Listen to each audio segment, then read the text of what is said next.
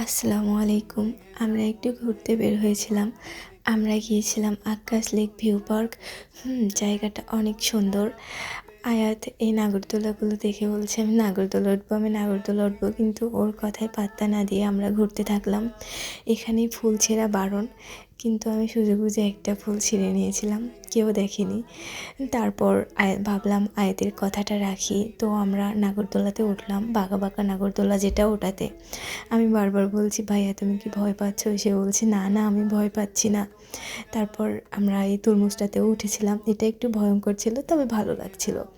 তারপর আমরা একটু লেকের ধারের দিকে যাচ্ছিলাম, ওখানে একটা ঝর্ণা আছে। এখানে দেখি আবার বড় বড় মাছ আছে, মনে হচ্ছিল একটা মাছ ধরে ব্যাগের মধ্যে করে নিয়ে আসি, কিন্তু সেই সাহস আর হলো না।